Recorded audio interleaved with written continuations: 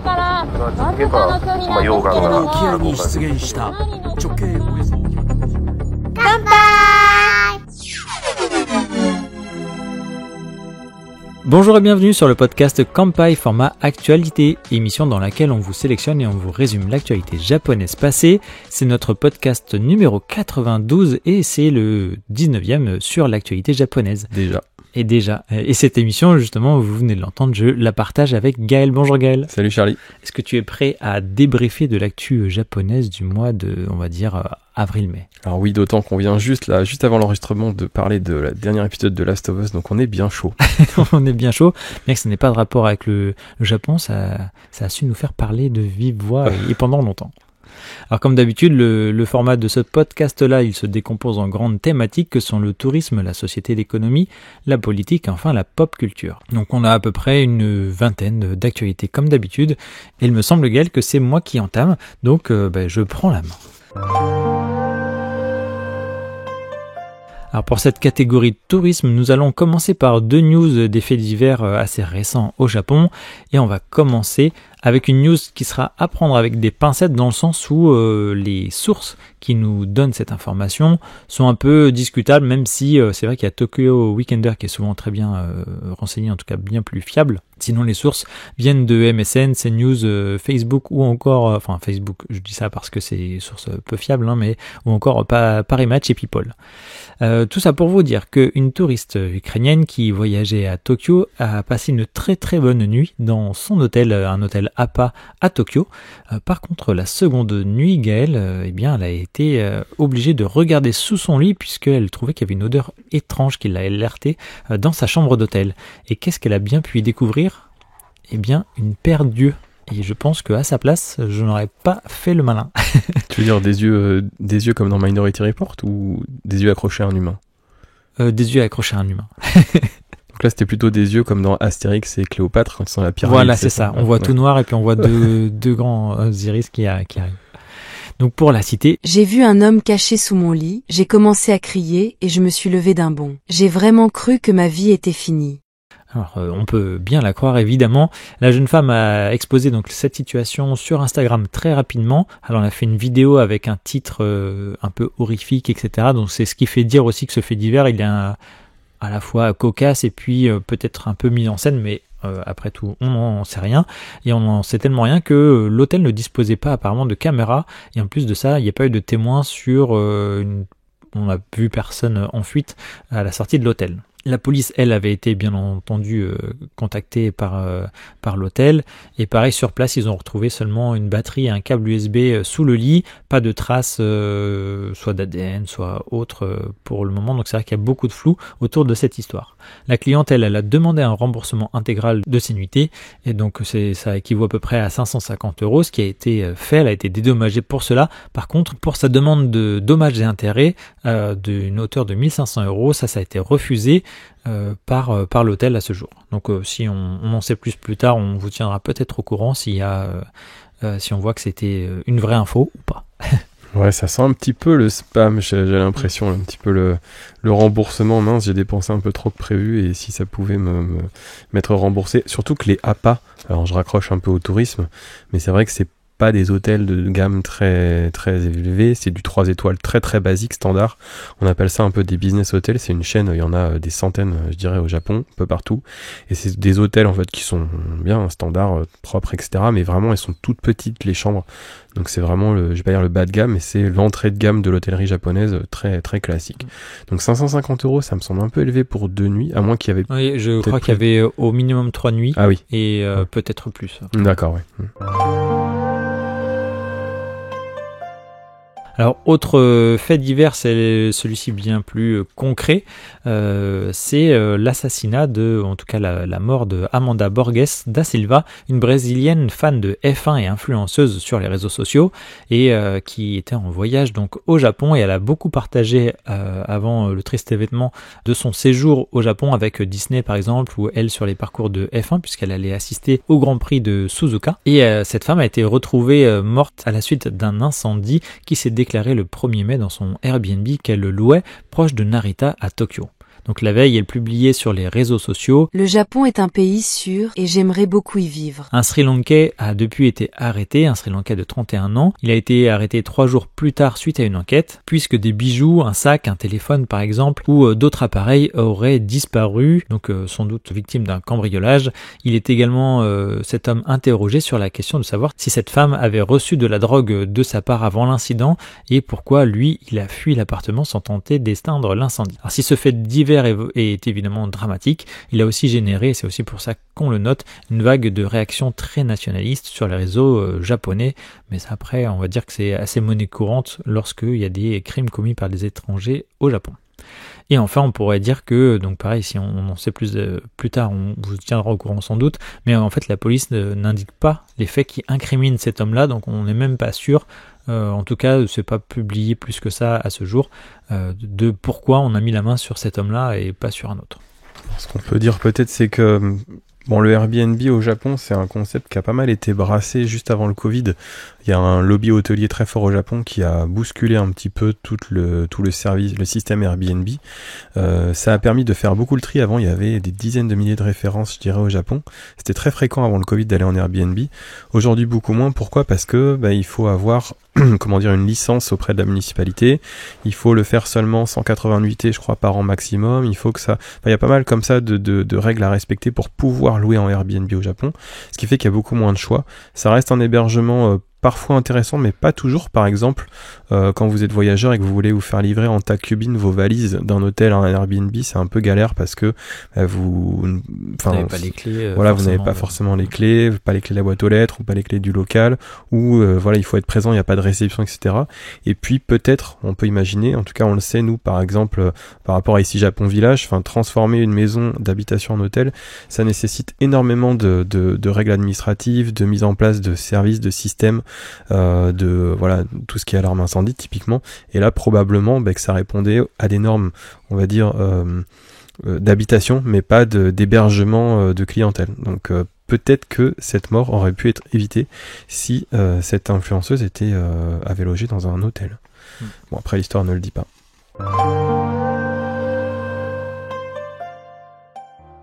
Alors on va parler de tourisme pour le coup, parce qu'on va parler de procédure d'immigration, une phase par laquelle passent tous les voyageurs qui atterrissent au Japon. Et puisqu'il y a de plus en plus de tourisme au Japon et de plus en plus de voyageurs, le Japon cherche à accélérer ses procédures d'immigration.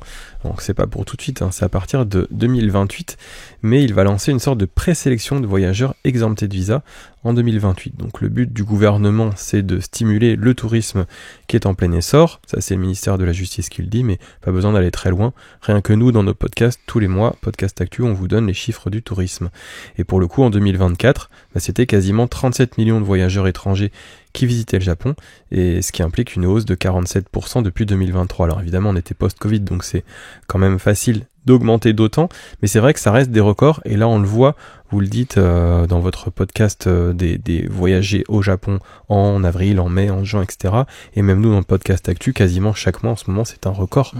Donc là c'est vrai qu'il faut envisager le fait que ça monte, et d'ailleurs le gouvernement lui l'envisage, 60 millions de touristes en 2030, et cherche donc à introduire un système, on en avait parlé dans le podcast Actu, un peu similaire à l'ESTA aux États-Unis. Donc on appellerait ça le GESTA, c'est pas encore quelque chose d'officiel, mais ça nous permet de le nommer. Donc dans ce nouveau système, les voyageurs exemptés de visa devront fournir des infos en amont, par exemple leur nom, motif de séjour, lieu de résidence, et les services de l'immigration examineront ces données à l'avance et valideront ou non leur venue. Alors pour moi c'est un petit peu une extension de Visit Japan Web, c'est ce nouveau système là qui existe depuis le Covid, que j'ai utilisé moi-même là il y a quelques mois. C'est vrai que vous rentrez des informations et en fait vous avez à scanner un QR code à une borne en arrivant au Japon, et après vous passez auprès d'un personne du gouvernement, de l'immigration en fait, un employé qui valide ou pas et qui tamponne votre passeport. L'exemption de visa, ça concerne la France, la Suisse, la Belgique, tous ces pays-là qui ont un accord bilatéral avec le Japon et qui nous évitent d'avoir besoin d'un visa pour visiter le Japon en tant que touriste. Là, je pense que c'est plus une extension en quelque sorte de Visit Japan Web. C'est vraiment histoire de juste scanner ce QR code et de ne plus avoir à passer devant quelqu'un, un humain, mais que la porte s'ouvre automatiquement pour vous les laisser rentrer parce que ce sera prévalidé. C'est vrai que ça c'est un gain de temps. Quand on sort de l'avion, c'est vrai que ce genre de démarche facilite grandement l'arrivée dans le pays. Ouais, il y a 71 pays qui sont exemptés de visa, donc qui ont cette dispense.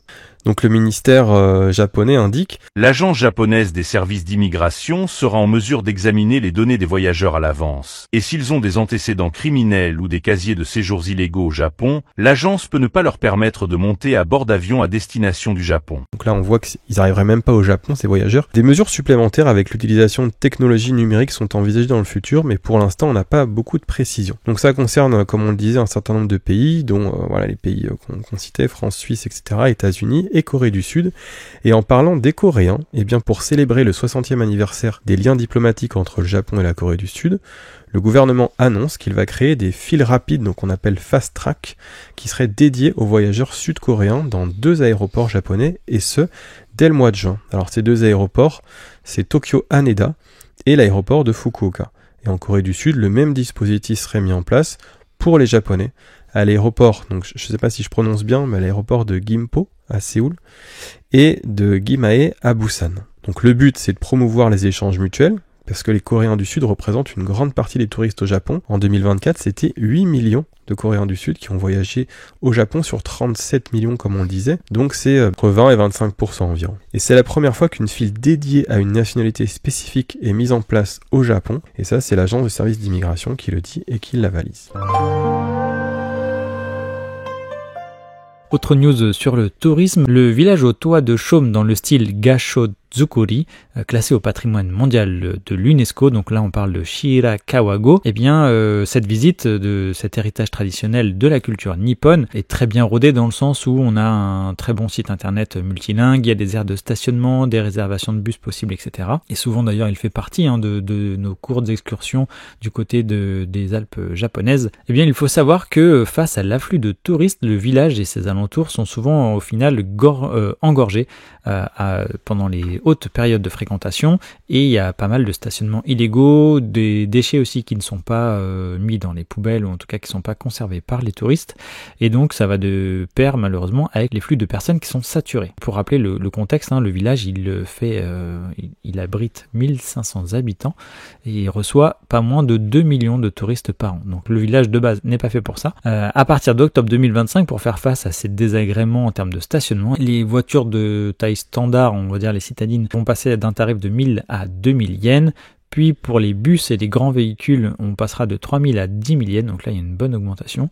Et l'objectif ici, c'est de financer de nouvelles infrastructures et de recruter aussi du personnel pour fluidifier la circulation. On en parlera, mais c'est vrai que le manque de personnel au Japon, c'est aussi une grande part des points faibles de certaines activités ou de la gestion de certains, que ce soit de l'administratif ou du tourisme ou autre, ça vient aussi de là. Ouais, là le problème c'est que c'est exagérément touristique compte tenu de la taille très restreinte du village. C'est une bonne idée, je pense, d'avoir augmenté les prix, même si, alors voilà, pour des voitures normales, tu le disais, ça va passer en gros de 7 à 14 euros. Pour les bus et les bus de tourisme, principalement, ça va passer d'une vingtaine à une soixantaine d'euros. C'est pas non plus peut-être ce qui va faire réduire fortement le tourisme, ça va augmenter les recettes, ça c'est sûr, oui. C'est très bien, mais peut-être pas de manière exagérée, et de toute façon c'est pas ça qui va désengorger. En Shirakawa-go maintenant c'est je pense beaucoup trop connu dans les Alpes japonaises. Nous, on conseille peut-être un peu moins ces derniers temps. Pour le coup, là, on n'aime pas parler de surtourisme, on parle de concentration touristique. Oui. Bah là, on est en plein dedans. Donc, on conseille peut-être moins d'aller à Shirakawa-go ces derniers temps. Peut-être un peu plus à Gokayama, mais bon, ça va pas durer non plus éternellement. Ouais. Et puis au final, c'est vrai qu'à Gokayama, vous allez retrouver le même type de paysage avec ce village-là, etc. Vous avez beaucoup plus de chances d'avoir un village moins saturé. Oui. Alors on va continuer à parler de tourisme, mais aussi on va mélanger un peu avec la culture pop. Pour le coup on a classé cette news dans la partie tourisme parce que on est en plein dedans et des personnages de manga vont éduquer les touristes. Donc là on parle de quand même mangas assez connus, par exemple l'Attaque des Titans.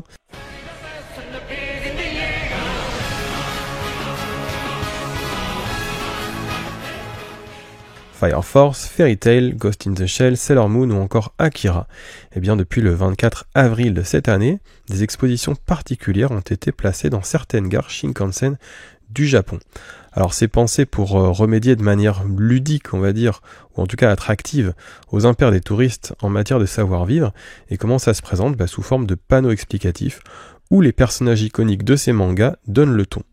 Donc cette initiative s'appelle Manga Manners. Alors pour rappel, manners au Japon, ça veut dire comment vous devez vous tenir. Tiré de l'anglais, le mot japonais c'est mana. Oui. Comment je le sais ? Parce que au Japon, le mode vibreur, ça se dit mana mode. Voilà, maintenant vous le saurez. Et donc tous les personnages de cette initiative sont issus des séries connues d'un même éditeur, qui est l'éditeur Kodansha. Alors où les voir dans ces gares ? Shinagawa, Tokyo, Nagoya, Kyoto et Shinosaka, donc quand même des très grandes gares Shinkansen au Japon. Et alors que nous présentent ces personnages, eh bien les règles à suivre pour bien se comporter, ce qui veut dire donc se laver avant de prendre un bain public, enfin onsen en quelque sorte, se déchausser dans certains lieux, trinquer en disant et d'ailleurs, les personnages de Ghost in the Shell rappellent que l'âge légal pour boire de l'alcool est de 20 ans au Japon. Ils nous rappellent également qu'il est bien vu de faire du bruit en mangeant ses nouilles, c'est le fameux slurp. Akira nous explique qu'il faut conduire à gauche avec sa belle moto. Et puis l'attaque des titans, les persos de l'attaque des titans nous expliquent la sécurité au passage d'un train. Donc au total il existe 17 panneaux et puis il est même possible de repartir avec un flyer, alors s'il en reste évidemment parce que sans doute qu'ils ont du succès.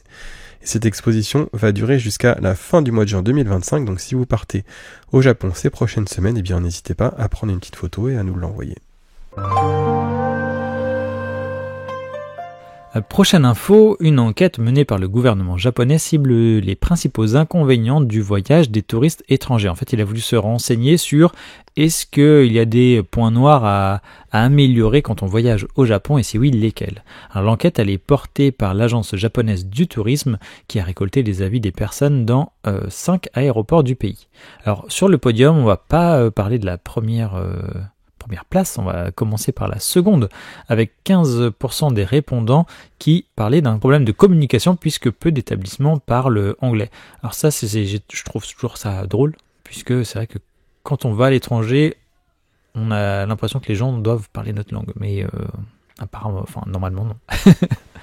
Donc, on va dire que c'est la langue internationale, mais ouais. Oui, je comprends. Oui, c'est vrai. Oui, après il y a aussi énormément de voyageurs évidemment anglais, mais d'ailleurs on va le voir dans les chiffres du tourisme, je crois tout à l'heure, il n'y a pas tant par rapport aux personnes asiatiques qui voyagent, il n'y a pas tant de voyageurs occidentaux.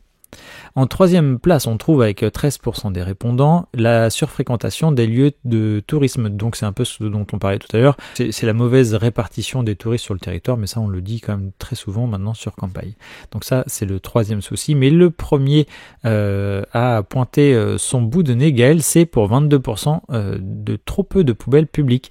Et c'est vrai que quand on n'est pas habitué, ça peut être un peu particulier quand on se promène au Japon, puisqu'on ne sait pas où mettre ses déchets. Il faut être un peu averti avant, donc c'est ce qu'on fait à ce moment-là, pendant ce podcast. Ça veut dire que c'est vrai qu'il y a très peu de poubelles publiques sur le territoire japonais, et donc ça s'explique par rapport au risque d'attentat apparemment, en priorité. Donc si vous avez des déchets, renseignez-vous sur où vous pouvez les déposer, puis amenez tout le temps un sac poubelle étanche, parce que vous allez voir que souvent vos barquettes ou autre, ce que vous allez acheter, notamment en nourriture, ça peut contenir de la sauce, et donc c'est jamais très pratique à prendre sur soi, mais ça se fait. Alors, où est-ce qu'on trouve des poubelles au Japon ? Petit tips, on en trouve devant les combini et souvent à côté des distributeurs et aussi à côté des stands de food truck, donc dans les yatai, etc. Donc si jamais vous mangez effectivement, comme l'a dit Charlie, sur le pouce, enfin debout, alors déjà souvent c'est interdit de manger en marchant, etc.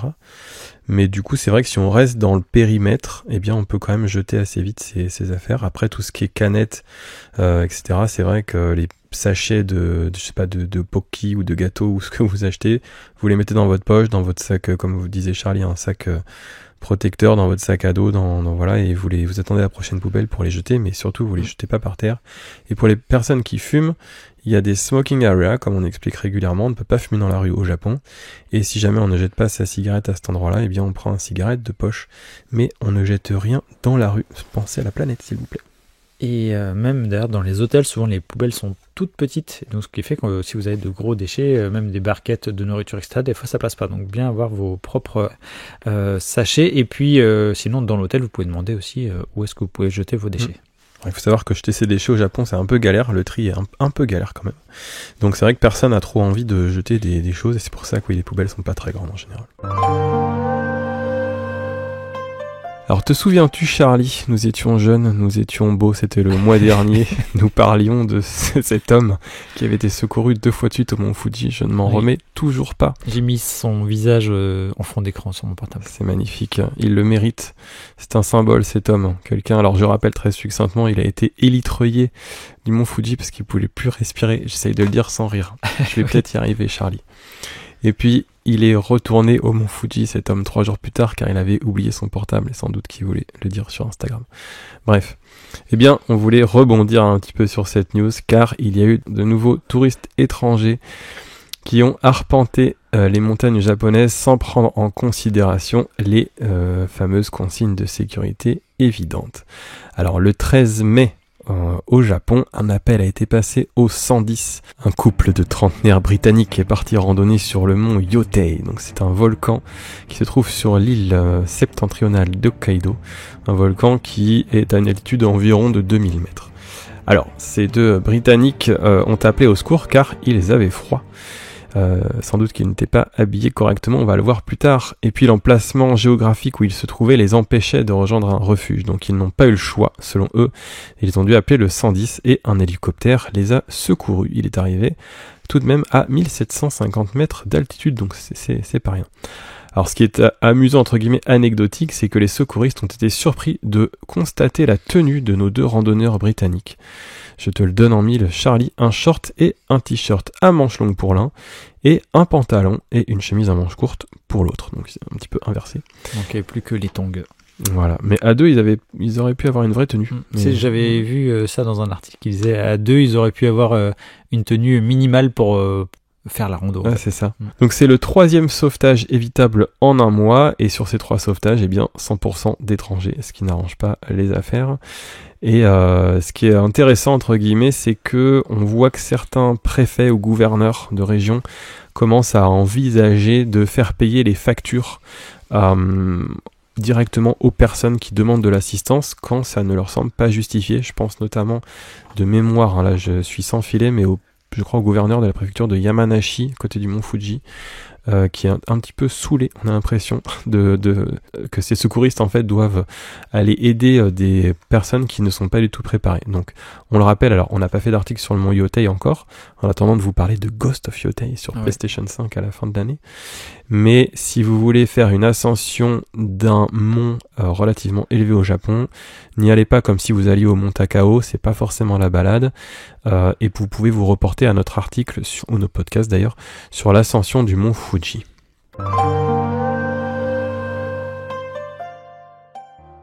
Et dernière news pour notre section sur le tourisme au Japon, il va s'agir d'une news concernant l'expo universelle d'Osaka, puisqu'elle a été envahie par des mouches aquatiques. Alors apparemment il y aurait tellement de ces insectes-là au centimètre carré qu'il est même difficile de ne pas en avaler.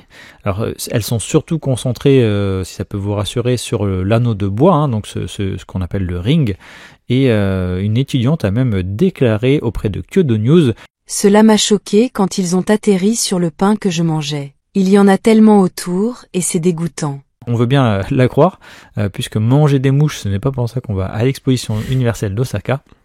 Alors heureusement, ces insectes ils ne piquent pas, mais par contre ils peuvent causer de l'asthme ou des réactions allergiques s'ils sont inhalés. Donc par exemple si vous les avez sur votre morceau de pain, il vaut mieux les enlever avant. Alors ils seraient en fait issus de la Water Plaza, donc ils sont immergés en fait au sud de l'expo, là où il y a de l'eau de mer qui est stockée, et l'espèce pourrait être d'origine marine, donc selon Koichiro Kawai, le professeur d'université d'Hiroshima, donc il est spécialisé lui sur cette espèce. Donc selon cet expert, ce type d'insecte pourrait même persister jusqu'à la fin de l'automne, donc ça se peut que l'on entende parler encore longtemps, surtout s'il y en a de plus en plus. Et d'ailleurs cet expert même conseille de porter un masque facial, donc on va dire les masques comme on porte lorsque l'on est enrhumé par exemple ou malade, surtout pour les personnes souffrant d'asthme, pour pas en avaler parce que apparemment ça, pour ces personnes-là ça pourrait être un peu plus grave.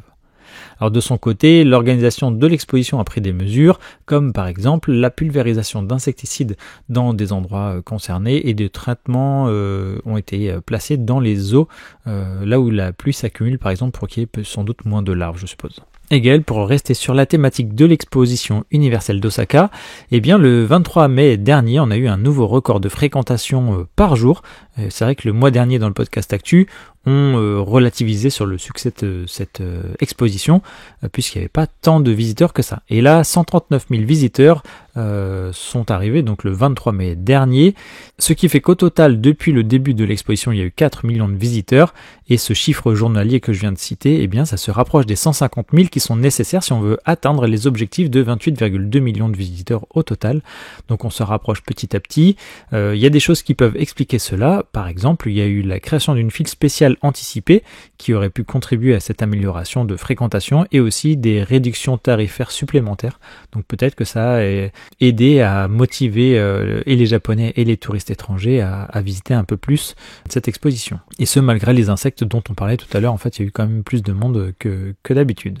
Et pour citer le média Kyodo News, dont on tire quelques informations parfois, eh bien, il suppose aussi que des personnes viennent en supplément, donc qu'il y ait des visiteurs supplémentaires, mais en fait qui sont plus là pour faire du buzz via les réseaux sociaux, vu que cette expo est assez contestée sur pas mal de sujets, notamment par exemple avec le coup des insectes là récent, eh bien qui est aussi plus de visiteurs. Alors est-ce que ça joue autant sur les chiffres? Je suis pas sûr, sinon on verrait encore plus de vidéos virales, mais en tout cas c'est une piste relevée par ce média japonais. Ouais, je suis pas certain en effet, surtout que là, un jour qui n'est même pas, qui est le record et qui n'est même pas à ce que devrait être la moyenne journalière. Oui, c'est vrai. Alors qu'on est déjà à plus, quasiment 2 mois, on va dire, de l'ouverture. Ils attendront de toute façon pas l'objectif. Et puis qu'on est quand même dans une période de fréquentation touristique assez plutôt de toute façon. Ouais. Et enfin, dernière nouvelle concernant cette exposition universelle, après promis on arrête, on va vous parler de Expo Grandma. C'est le surnom donné à une femme japonaise de 76 ans qui a visité les expos universelles du monde entier et elle s'appelle Tomiyo Yamada. Elle a terminé son dernier pavillon par celui des Pays-Bas et elle a déclaré « J'ai fini avec les Pays-Bas, qui ont des relations amicales avec le Japon depuis longtemps. Il est important non seulement d'entrer dans les pavillons, mais aussi de bien digérer les expositions jusqu'à la fin. » Et donc le pavillon néerlandais, sachant que cette femme visitait toutes les expos du monde jusqu'à présent, toutes celles qu'elle a pu faire en tout cas, eh bien lui a offert des cadeaux comme une poupée du personnage Miffy. Alors je sais pas si on prononce comme ça en néerlandais, mais c'était une petite lapine fictive qui fait un peu dessin enfantin, qui est un personnage phare apparemment dans ce pays aux Pays-Bas.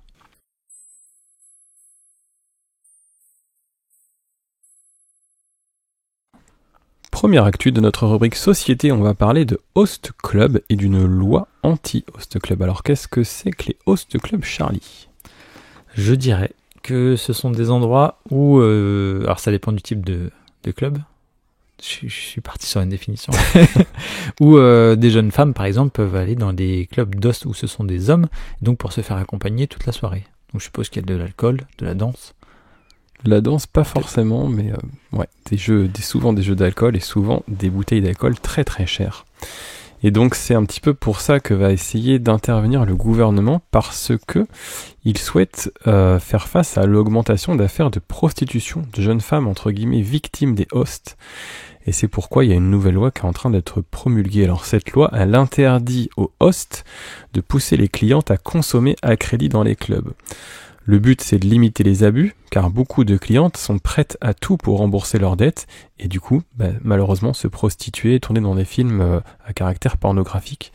Alors pourquoi, en fait? C'est comme tu l'as dit, ce sont des femmes qui viennent voir des hommes qui sont, entre guillemets, des stars locales, et qui, ces hommes, en fait, sont embauchés pour leur beauté, entre guillemets, ils répondent à certains critères, à leur conversation, à leur comment ils arrivent à raconter les choses, à présenter des jeux d'alcool, etc. C'est pas du tout de la prostitution pour le coup, mais c'est vrai que eux, leur but c'est de faire dépenser au maximum les clientes, et les clientes qui sont un petit peu fans, comme si elles avaient une idole devant elles, juste pour elles, eh bien ont tendance à beaucoup dépenser, et après faut rembourser les dettes, et c'est là qu'après ça tourne mal. Et le problème, il y a évidemment des gens qui développent de vrais sentiments, que ce soit les femmes envers les hommes ou les hommes envers les femmes, parce que ça existe Des deux côtés. Des Ouais. deux côtés. Oui. Tout à fait. Ouais. Et là, c'est vrai que ce que cherche à travailler, ce sur quoi cherche à travailler le gouvernement japonais, c'est les dérives qui sont créées pour rembourser les dettes de dépenses.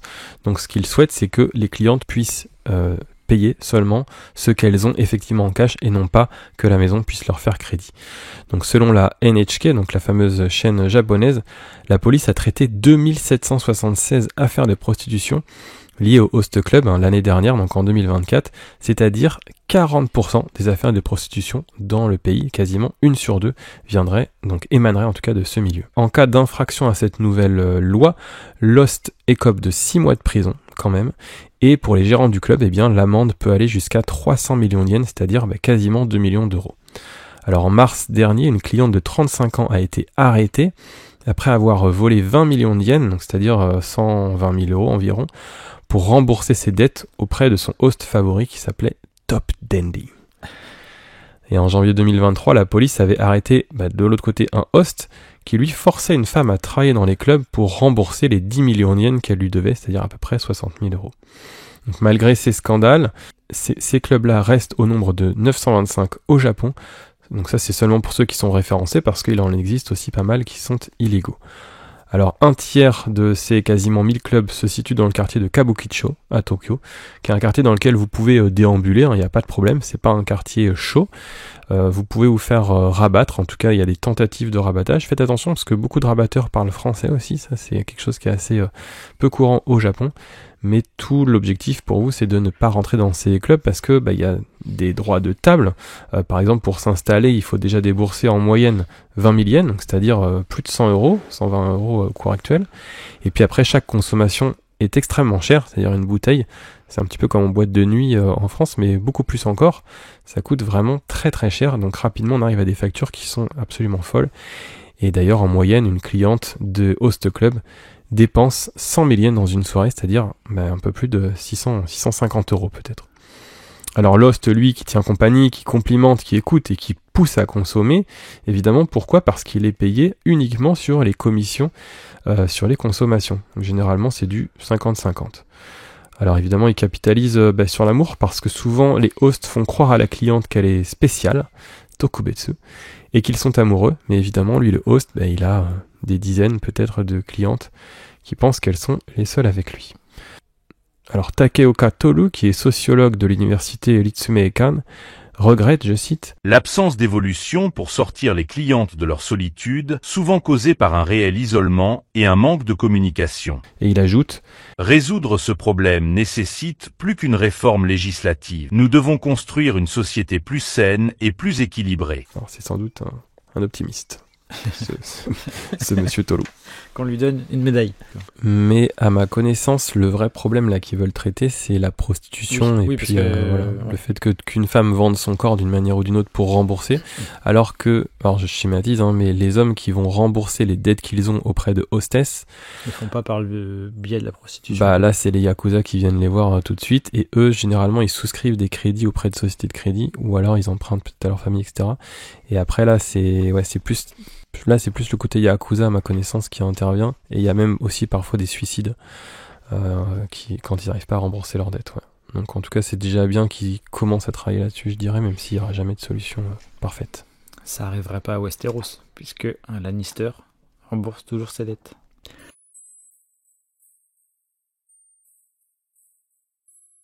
Autre nouvelle concernant la société japonaise, le Parlement japonais a promulgué une loi obligeant 300 à 400 grandes entreprises à participer à des quotas d'émissions carbone. Donc c'est quelque chose qui n'est pas nouveau, mais en tout cas peut-être plus au Japon.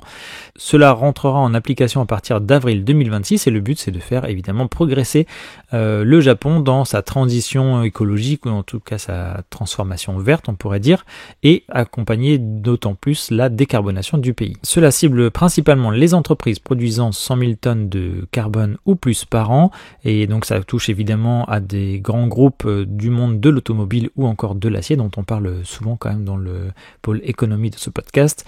Et selon le gouvernement, ces entreprises représentent 60% des émissions de gaz à effet de serre à l'échelle nationale. Donc ce sont les bons clients à viser, on va dire, pour ce type de démarche, pour espérer avoir un impact sur les chiffres. Les entreprises auront une sorte d'allocation d'émissions maximale, donc c'est c'est des crédits carbone qui devront être achetés sur le marché, par exemple pour toute émission qui seront supérieures au seuil. Et ce qui peut inciter les entreprises à faire correctement leur démarche, eh bien c'est le fait qu'on va être capable de vendre des crédits excédentaires. Donc ça va inciter les entreprises à réduire leurs émissions parce qu'elles vont pouvoir vendre ce qu'elles n'auront pas consommé entre guillemets.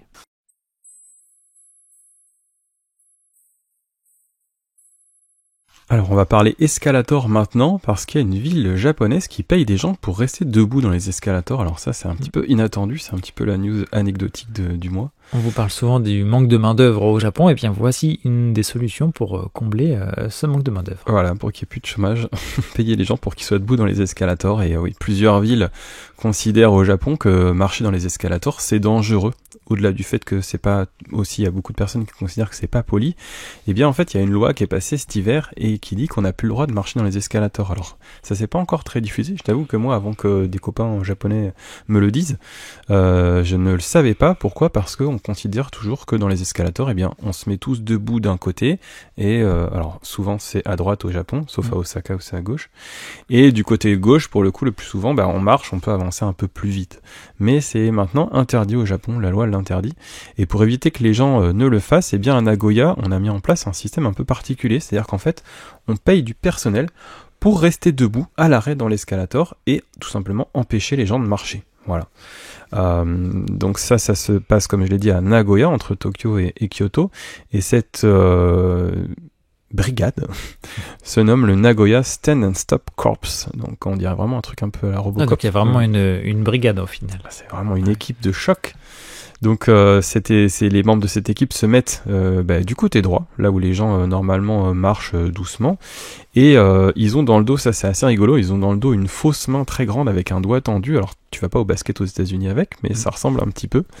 Et sur ce doigt, il y a une inscription avec écrit Nagoya Kani Stop Poshitene, qui veut dire s'il vous plaît, arrêtez-vous tranquillement. Alors c'est un petit jeu de mots aussi entre Nagoya Kani, qui veut dire tranquillement, et la ville de Nagoya.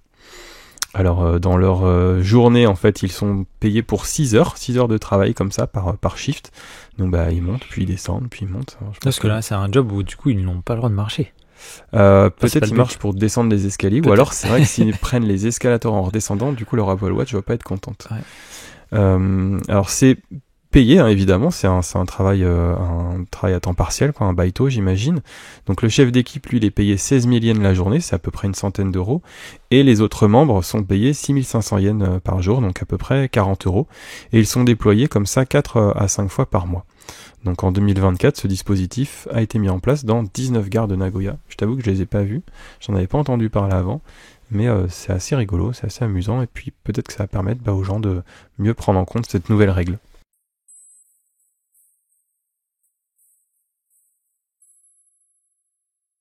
Le matcha, avant d'être la boisson tendance de ces dernières années, c'est une poudre de thé vert moulu très finement et qui donne ensuite la boisson de thé qui fait pleinement partie de la culture nippone.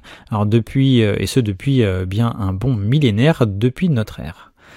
Et par exemple, vous allez la retrouver si vous assistez à une cérémonie du thé. Donc c'est cet ensemble de codes qui vous amène à savourer cette délicieuse boisson qu'est le thé matcha. Alors aujourd'hui, elle est dérivée en de très nombreuses boissons qui vont être froides, chaudes, lattées ou non, et en déclinaison aussi de sucreries, par exemple des donuts au matcha, des Kit Kat au matcha, etc., etc. Des pokis. Des pokis au matcha. Je pense que vous pouvez tout mettre quasiment avec le mot matcha derrière aujourd'hui. Et puis dans des combini, toutes les petites pâtisseries, la foua, etc. Ça. C'est vrai qu'on en trouve vraiment énormément, et aussi beaucoup en Europe aussi maintenant, et vous allez le voir.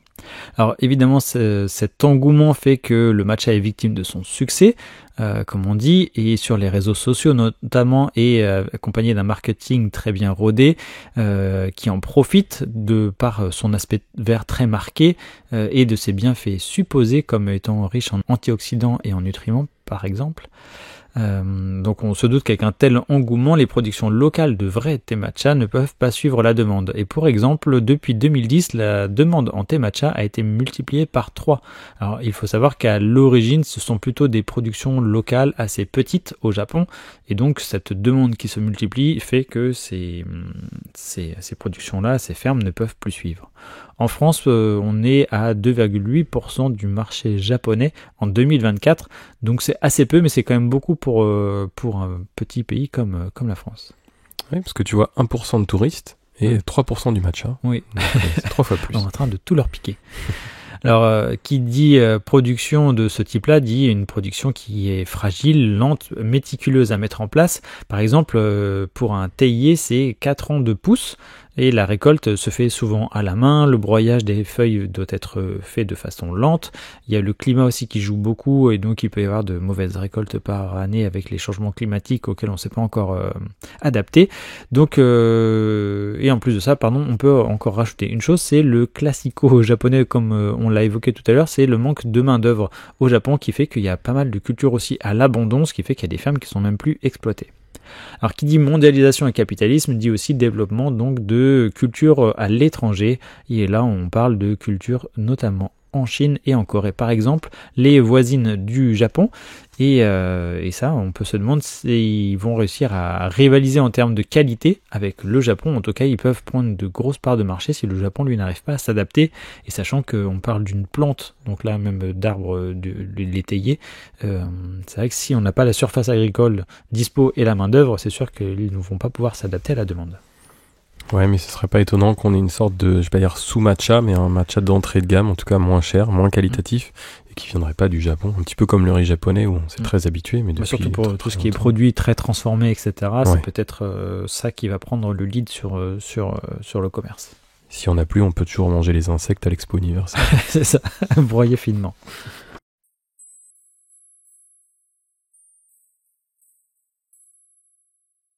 Alors peut-être parce qu'il y a plus beaucoup de matcha, Charlie, eh bien les Japonais sont peu heureux. Alors ils ne sont pas peureux, faut le dire en 2 mots. Donc, un sondage Ipsos réalisé à l'international sur 23 000 personnes entre fin 2024 et début 2025 donne un aperçu de la satisfaction sur la qualité de vie des humains. Alors sur 30 pays, donc on est bien loin des 197 États existants, eh bien le Japon arrive 27e donc sur 30, avec seulement 60% des Japonais qui se disent heureux ou plutôt heureux. Et c'est quand même beaucoup plus bas que la moyenne mondiale qui se situe à 71% des gens plutôt heureux ou heureux. C'est quand même mieux que le dernier sondage de l'année dernière qui était à 57%, mais quand même on est très très loin. Première place qui sont trustés non pas par des pays scandinaves, mais par l'Inde, 88%, les Pays-Bas, 86%, et le Mexique, 82%. Et parmi les derniers, donc le Japon n'y figure quand même pas, mais pas loin, la Hongrie avec seulement 45% de gens heureux, la Turquie 49% et la Corée du Sud 50%. Alors pour les Japonais, les facteurs évoqués par celles et ceux qui ne se sentent pas heureux sont ne pas trouver de sens à leur vie pour 27% d'entre eux, et la préoccupation par la situation économique de leur pays pour 64% quand même. Et parmi celles et ceux qui se sentent heureux pour le coup, 41%, donc pas la majorité, se sentent aimés et valorisés, et 41% également disent que leur relation familiale les rendent heureux, donc c'est quand même pas beaucoup. Et au total, seulement 13% des Japonais estiment que leur qualité de vie est bonne, et c'est le dernier pays sur ce critère en particulier, la moyenne sur la qualité de vie étant de 42% dans le monde. Que ce soit pour la moyenne mondiale ou pour le cas japonais, c'est vrai que c'est pas beaucoup, 42% par exemple, et là encore moins pour 13%, qui pensent avoir une bonne qualité de vie.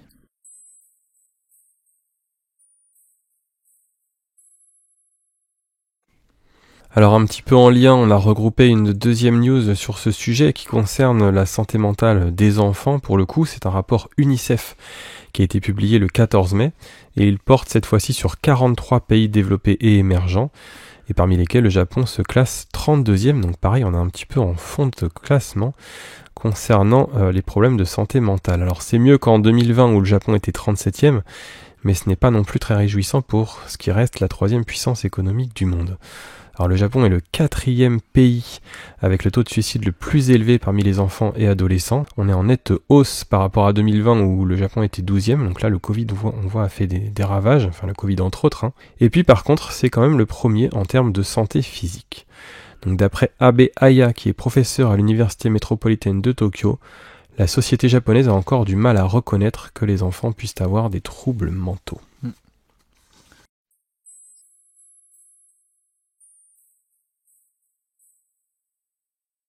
Parmi les records historiques que l'on aime citer ici à Kampai, il y en a un autre tout récent pour le Japon et ça concerne son nombre d'étudiants étrangers qui fréquentent les écoles et les universités. L'Organisation japonaise des services aux étudiants a publié ses résultats. En 2024, il y avait 336 708 étudiants étrangers post-bac au 1er mai, soit une hausse de 20,6% par rapport à 2023.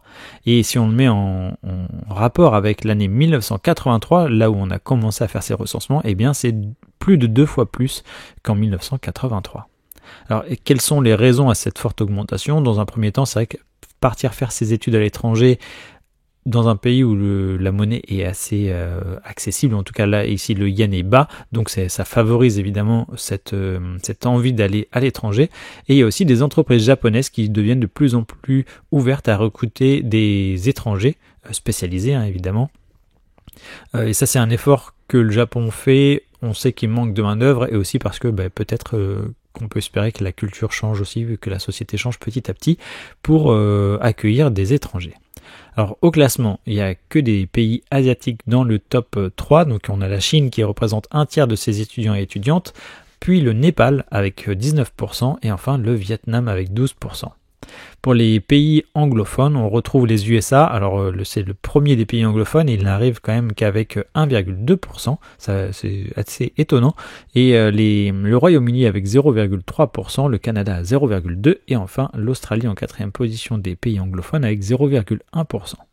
Ouais, c'est fou parce que tu te dis, bon là c'est que les pays anglophones, mais quand même les pays hors Asie sont vraiment très peu représentés, c'est-à-dire qu'en fait en 2024, il n'y avait que 4000 étudiants américains sur le sol japonais, donc 4000 sur 336 000, c'est vraiment très très peu.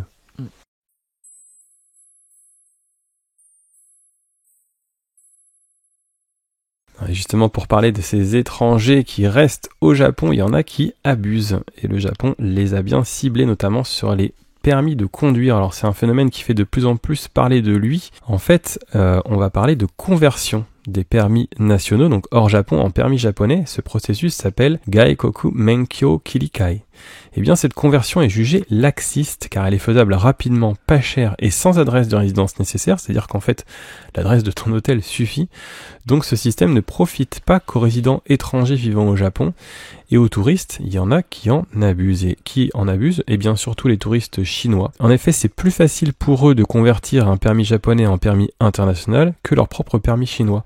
Donc ce qu'ils font, c'est qu'ils convertissent leur permis chinois en permis japonais, puis après, très simplement, en permis international. Et ça, cet abus, le Japon veut y mettre fin d'une manière ou d'une autre. Et pour la conversion, le Japon reconnaît que plus de 20 pays peuvent le faire sans examen. Et pour les autres, eh bien, il y a un test écrit, une vingtaine de questions, parfois une courte épreuve de conduite, c'est-à-dire rien à voir avec la façon de passer le permis au Japon par un japonais ou une japonaise. Alors dans un contexte de yen bas, cette démarche est rendue encore plus accessible et pour le coup statistiquement ça se voit, on est passé en 2014 de 30 381 conversions à 75 905 en 2024, c'est-à-dire 2,5 fois plus en 10 ans. Alors c'est d'autant plus actuel car il y a eu un accident à Misato il n'y a pas si longtemps que ça.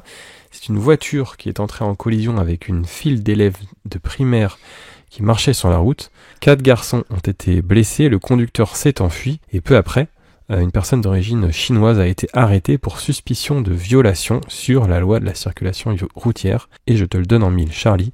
Ce dernier avait échangé son permis pour un permis japonais. Donc il y a de fortes chances pour qu'il y ait une loi qui soit promulguée très rapidement à ce sujet.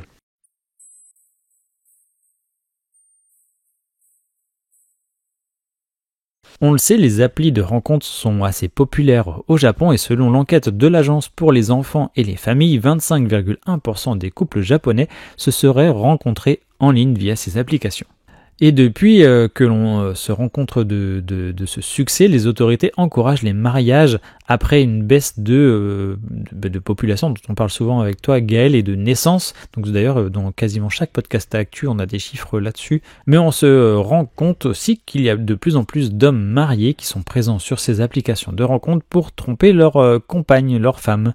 Donc en 2024 il y a eu 809 signalements en ligne sur ces applications-là, beaucoup pour escroquerie, mais aussi pour des utilisateurs qui découvrent que la personne à qui ils parlent en fait est déjà mariée. Alors souvent, il y a des poursuites judiciaires à la suite de ça. Et en 2021, par exemple, une femme a obtenu 2 millions de yens, soit environ 12 000 € après avoir découvert que son compagnon était déjà marié alors qu'elle attendait un enfant de lui. Tristesse de cette information. Qu'est-ce que fait le Japon pour remédier à cela, Gaël? Eh bien, plusieurs gestionnaires d'applications instaurent une vérification du statut marital. Et ça, je ne l'aurais pas vu venir, même dans Black Mirror. Par exemple, avec l'application dont je crois on avait évoqué le lancement, Gaël, dans un podcast il y a quelques temps, Tokyo Futari Story, qui, tu me le disais, hors micro, Futari, ça veut dire le fait de le faire à deux. Ouais, donc tu m'as inspiré une très très bonne vanne qui est, lui, il voulait s'inscrire sur Tokyo Sannin Story, qui veut dire à 3. À 3, ah oui, sans doute 3 minimum, qui a été créé par le gouvernement même de Tokyo, et on demande ici un document officiel pour prouver que l'on n'est pas marié. Donc c'est vrai que si on veut lutter contre ce genre d'abus, c'est une bonne chose. Il y a d'autres applications privées cette fois qui vérifient grâce à la carte d'identité My Number et qui ajoutent ensuite un badge célibataire certifié. Donc je ne sais pas si c'est un petit badge bleu comme sur Instagram par exemple, mais ça va s'ajouter au profil des hommes. Sans doute des femmes aussi d'ailleurs, sur ça j'ai pas l'information.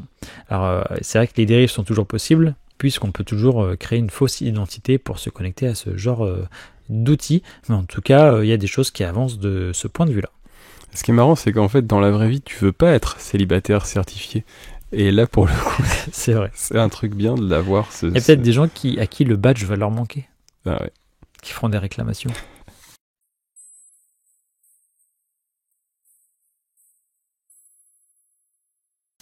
Dernière actualité de notre rubrique Société pour ce podcast actu du mois de mai, Charlie, on va parler de la maison impériale, l'empereur du Japon, qui a lancé sa chaîne YouTube il y a quelques temps. Eh bien, médaille d'argent pour cette chaîne YouTube de l'agence de la maison impériale, qui a été lancée il y a un petit peu plus d'un mois, et qui a atteint quand même 100 000 abonnés. Alors, Voilà. si vous voulez aussi que nous, à Campagne, on ait une petite médaille d'argent, n'hésitez pas à vous inscrire, à vous abonner à notre podcast sur YouTube, même si vous nous écoutez sur d'autres plateformes de streaming. Donc ce cap a d'ailleurs été franchi en seulement une semaine après les premières diffusions du 1er avril 2025. Et au moment où tu as préparé le podcast, Charlie, il y avait déjà 140 000 abonnés. Alors les vidéos que cette chaîne publie sont assez courtes, elles durent entre 30 secondes et 3 minutes environ. Et Maiko Fujiwara, qui est responsable des relations publiques de l'agence, a déclaré « Nous sommes reconnaissants de l'intérêt que suscite la chaîne de l'agence et nous souhaitons redoubler d'efforts pour rendre son contenu plus intéressant. » Et la chaîne YouTube de la Maison Impériale a elle aussi un compte Instagram qui a près de 2 millions d'abonnés depuis avril 2024, donc c'est allé encore plus vite. Mais n'oubliez pas, comme l'a dit Charlie, de vous inscrire également aux réseaux sociaux de Campagne, un petit peu partout. Et sans transition, je vais laisser la parole à Charlie pour ce gros morceau sur le riz.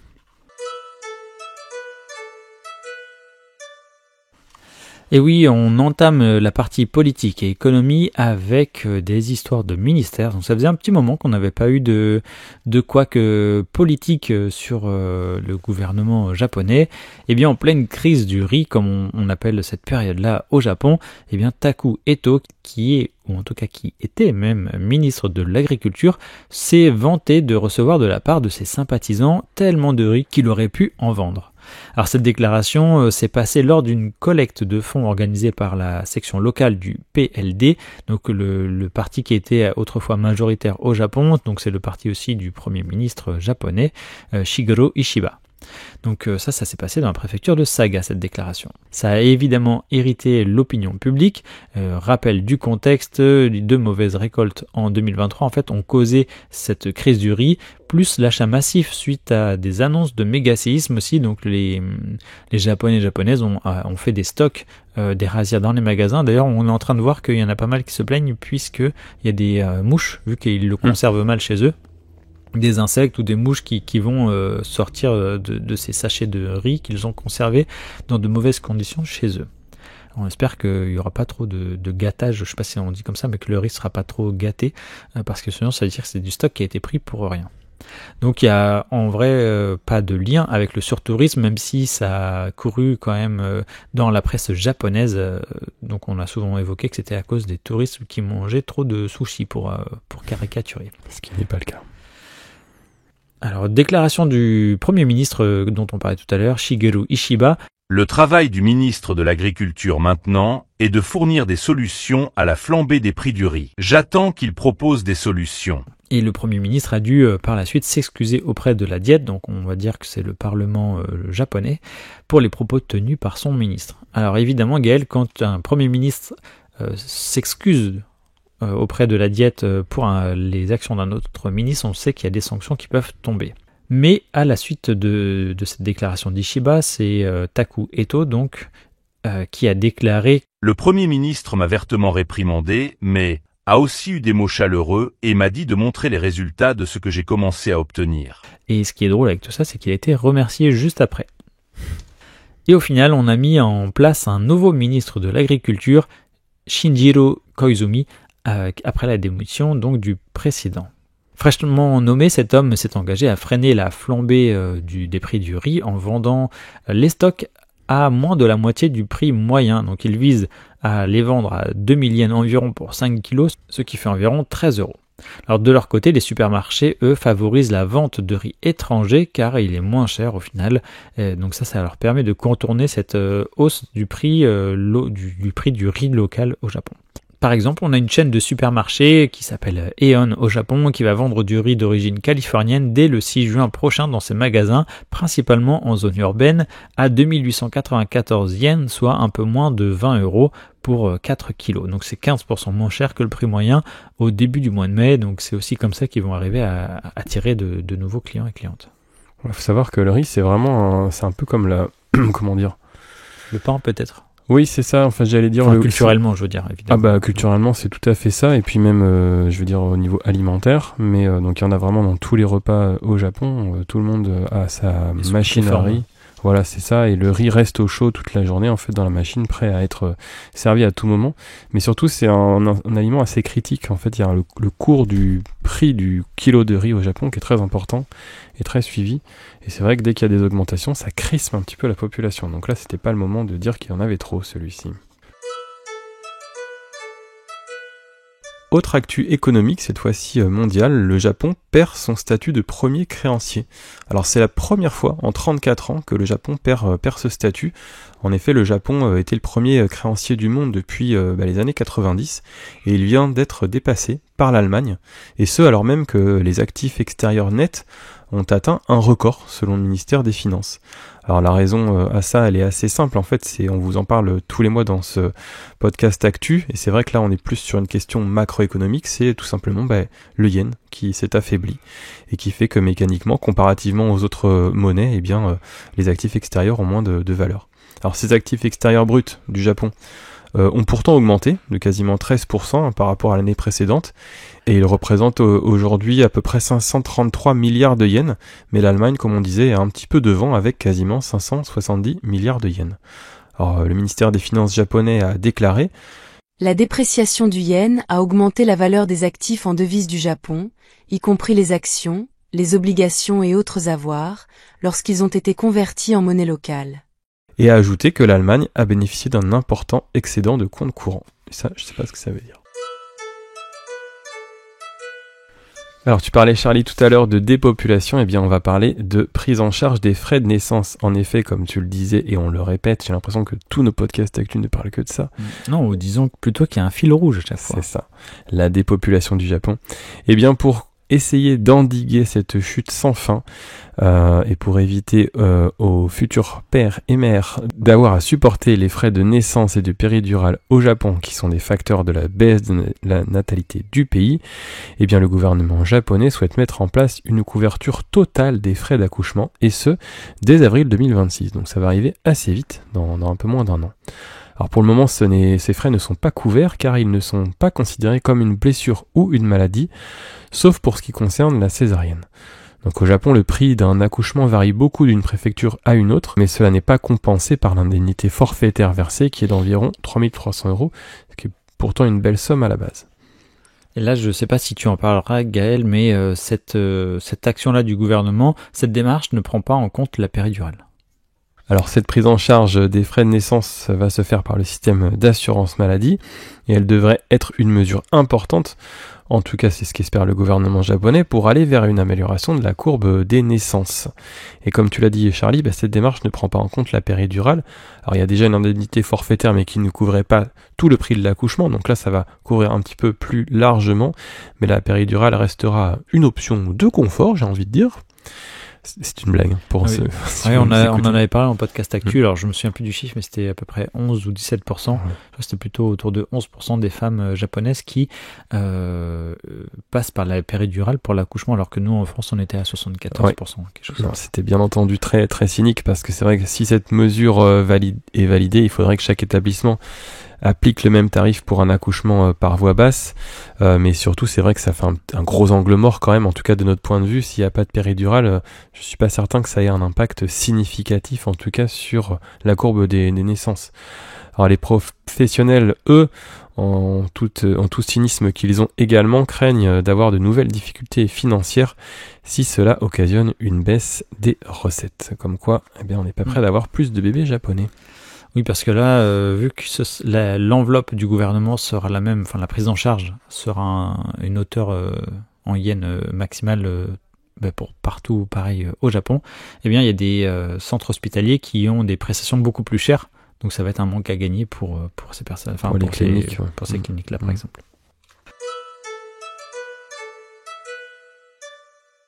Nouvelle plutôt tournée vers l'économie japonaise. Cette fois, on a évoqué à plusieurs reprises les difficultés rencontrées par l'entreprise Nissan, le constructeur automobile japonais. On va continuer puisqu'il y a eu une mise à jour depuis le moment où on en a parlé, avec leur plan de redressement qui visait à supprimer 9000 postes dans le monde et à réduire la capacité de Nissan de production mondiale de 20% d'ici l'exercice 2026. Depuis, l'action Nissan a perdu 40% sur l'année écoulée. L'entreprise est sous la pression d'un endettement de taille, il faut le dire. À ce titre, d'ailleurs, il y a des agences de notation qui ont abaissé la note de cette entreprise, donc par rapport à la note qu'on attribue à certaines dettes, en catégorie spéculative. Le mardi 13 mai, donc une actualité plutôt récente, le constructeur japonais a annoncé une perte nette de 4,1 milliards d'euros sur l'exercice décalé, et on rappelle que Renault, l'entreprise française, détient 35% de cette entreprise japonaise. Donc ça a eu fait pour Renault en tout cas une perte de 2,2 milliards. Le nouveau plan, lui, annonce au final 15% des effectifs totaux de Nissan qui devraient être limogés. Donc 20 000 emplois vont être supprimés d'ici à 2027. Et il y aura aussi une fermeture de 7 usines, dont 2 qui sont assez proches de Tokyo et qui représentent juste à L2 30% de la capacité de production nationale de Nissan, donc sur le territoire japonais.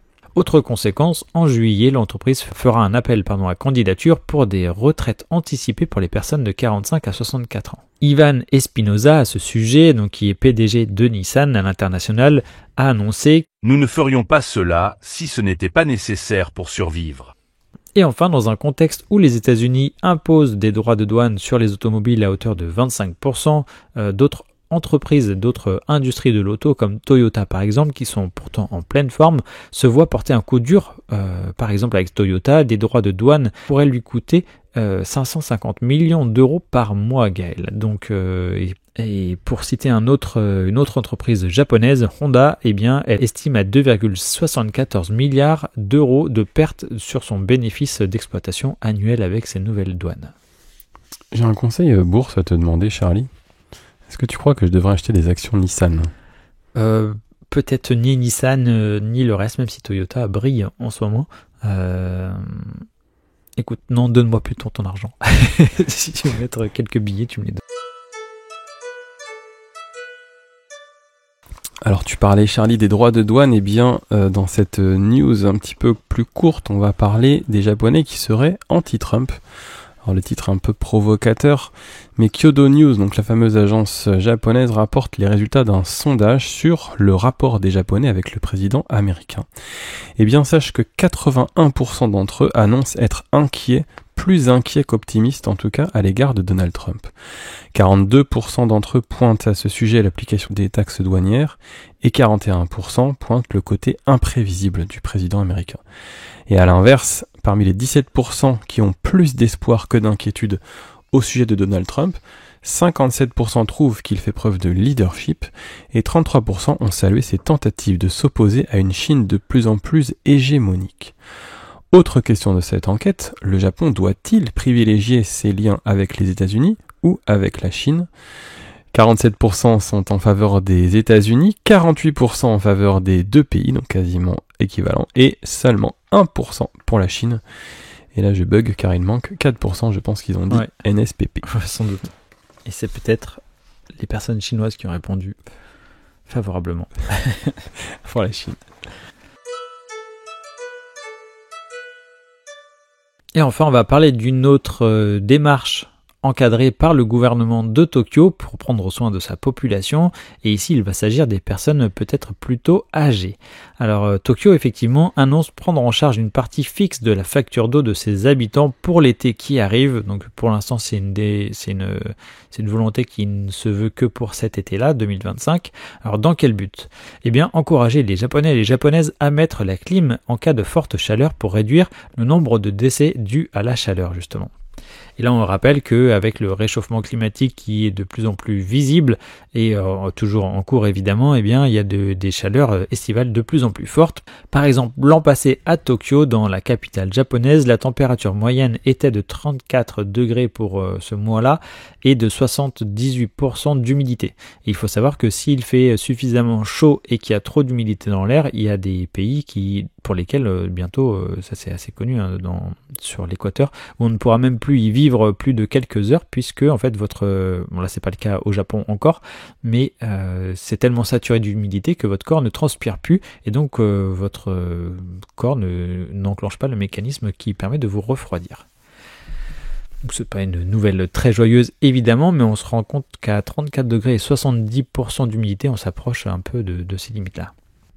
Yuriko Koike, la gouverneure, a annoncé le 20 mai qu'elle craignait que les gens n'utilisent pas assez leur climatiseur parce qu'ils sont préoccupés par le coût de la vie et ils ont réfléchi à Tokyo pour les aider à payer leurs factures. Alors cette démarche elle est assez positive, mais en même temps elle ne prend pas la partie variable de la facture, soit la consommation réelle des habitants et des habitantes.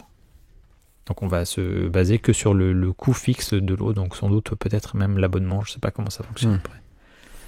Ouais, ça peut pas être non plus l'ensemble de la facture. Après, je voulais rebondir quand même en parlant de la saison estivale pour partir de manière touristique, faire un petit voyage au Japon.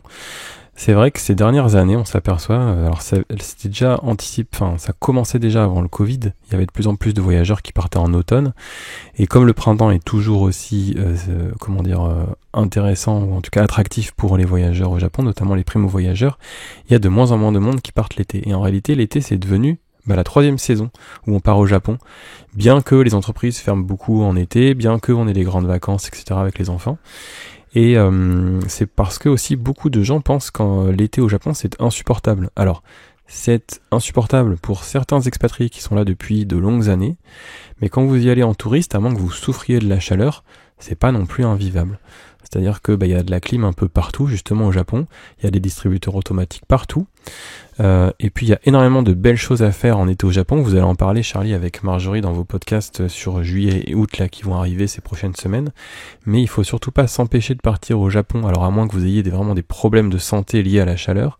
Mais c'est une super période où il y a des matsuri, il y a plein d'événements, il y a le fait qu'il y ait de l'ensoleillement qui soit assez tardif. C'est devenu moins cher qu'avant l'été, notamment par rapport à l'automne. Et nous à Kampai, on vous encourage en tout cas à partir au Japon en été parce que c'est une très bonne période qu'il faudrait pas éviter juste par crainte de la chaleur. Oui, puis comme tu le disais, si on part pour 2 à 3 semaines, c'est pas comme si on vivait chaque année l'été de 3 mois où là quand on travaille notamment dehors, etc., c'est quand même très compliqué. Mais tout ce qui se fait en intérieur, déjà c'est vrai qu'en termes de climatisation, ils sont quand même assez au-dessus du panier, on va dire. Mais pour le reste, si vous êtes bien équipé et bien hydraté, c'est sûr qu'il ne faudrait pas se priver d'un Japon l'été. Ouais, et puis dès que vous sortez des grandes villes, tongs, shorts, débardeurs, en vrai, avec de la clim un peu partout, et puis sous les arbres avec un peu d'air, et le soir un petit onsen, il n'y a pas de souci, ça se passe très très bien. Moi j'ai passé des super moments au Japon l'été. On va passer maintenant à la rubrique culture populaire et on va parler de manga. Et un manga qui lui prédit un gros événement pour le 5 juillet 2025. Alors le 5 ou le 25 on va le voir, mais en tout cas un manga qui est sorti en juillet 1999 qui s'appelle Watashi ga Mita Mirai, qui signifie le futur que j'ai vu, et qui nous vient du mangaka Ryo Tatsuki. Eh bien, ce manga, lui, annonce un big one, donc un tremblement de terre massif, en ce mois de juillet 2025. Donc, c'est un petit peu la prévision de Paco Rabanne. Ce manga, en fait, se base sur le journal de rêve de l'autrice qu'elle a depuis des années. Et dedans, à l'intérieur de ce journal, elle évoque un rêve en lien avec un tsunami majeur. Aucune date spécifique n'est mentionnée, mais quand même un grand désastre en mars 2011 qui nous rappellera évidemment Fukushima. Alors ce bouquin est assez peu connu du public, et il était en tout cas assez peu connu du public jusqu'à ce tremblement de terre dans l'est du Japon et le tsunami survenu le 11 mars 2011. Depuis, beaucoup y voient une prédiction et l'autrice est très médiatisée et certains se font même passer pour elle sur les réseaux sociaux. Alors face à ça, elle a sorti en 2021 Watashi ga Mita Mirai Kanzen Ban, le futur que j'ai vu édition complète, qui regroupe l'histoire originale ainsi que des clarifications sur sa référence de mars 2011, ainsi qu'une nouvelle prédiction. Eh bien, quelle est cette prédiction, Charlie ? Je te le donne en mille. Selon elle, la prochaine catastrophe prévue au Japon est le 5 juillet 2025. Alors on pourrait trouver que c'est une blague, mais ça a malgré tout eu un impact sur le tourisme parce qu'à Hong Kong, ce livre est assez populaire. Et donc la compagnie Greater Bay Airlines a annoncé qu'elle réduirait ses vols à destination et en provenance du Japon. Et elle ne l'a pas fait comme ça parce que le directeur de la compagnie est amateur de ce manga. Non, elle l'a fait parce que les réservations étaient de 30% inférieures aux attentes. Comme quoi, il y a quand même des gens qui suivent ce manga et puis qui le croient. Alors selon eux, cette baisse de réservation est clairement liée à cette prophétie de catastrophe naturelle. Et un expert en Feng Shui de Hong Kong a lui aussi prédit un tremblement de terre au Japon entre juin et août. Donc ça fait quand même quelques faisceaux, alors des faisceaux ésotériques certes, mais qui peuvent inquiéter certains esprits. Alors la réponse du gouverneur de la préfecture de Miyagi, Yoshihiro Murai, est la suivante.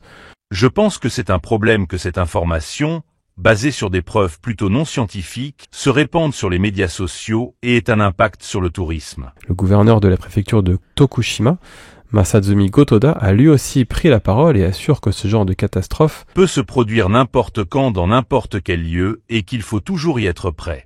C'est ce qui est drôle avec les prédictions de tremblements de terre au Japon. Donc, sachant que, je ne sais pas si on a relevé la phrase, mais c'était quelque chose du style, dans les 3 premiers mois de telle période impair. Donc voilà, ça peut tomber n'importe quand. Un peu comme l'horoscope. Alors sur internet, les internautes réagissent et on peut lire « Voici Tatsuki à nouveau. C'est incroyable que tant de gens croient à ce genre de choses. » ou encore « Elle a un impact considérable. Je me demande comment vont les ventes. » Et puis une autre citation. Pourquoi ne prédit-elle que les catastrophes ? Elle a aussi prédit la mort de Freddie Mercury dans un livre. C'est pas une blague. Sachant qu'il est mort depuis très longtemps. Oui, sorti en 99 alors qu'il était mort en 91. Ah. Après, ses rêves apparemment seraient antérieurs. Et pareil, on fait le lien avec ses prophéties avec le Covid, des choses comme ça. Alors en tout cas, pour ce qui est du Big One sur un plan plus scientifique, on en a parlé, notamment dans un long article de Marjorie sur la faille de Nankai. Eh bien, ce Big One, donc ce gros tremblement de terre, pourrait survenir dans les 30 prochaines années. Donc peut-être qu'il arrivera en ce mois de juillet 2025, mais peut-être aussi qu'il n'interviendra pas avant 2055. Et c'est d'ailleurs ce Big One prévu qui a justement fait un peu affoler les Japonais et les Japonaises pour stocker du riz à la maison pour avoir de quoi se nourrir en cas de méga séisme. Donc si on fait un spécial actu Red Alert, podcast tremblement de terre, eh bien on dira merci à cette mangaka. Et je crois qu'elle a prévu que ce serait une éruption volcanique sous-marine à 4h du matin. Waouh. Alors là, si elle se plante, c'est fini pour elle. Alors non Gaël, je ne commencerai pas cette news en faisant une blague sur votre mission si vous l'acceptez, puisque je me suis aperçu que tout le monde la faisait. Alors un peu de nouveauté, on va pas du tout faire de transition pour cette news Gaël.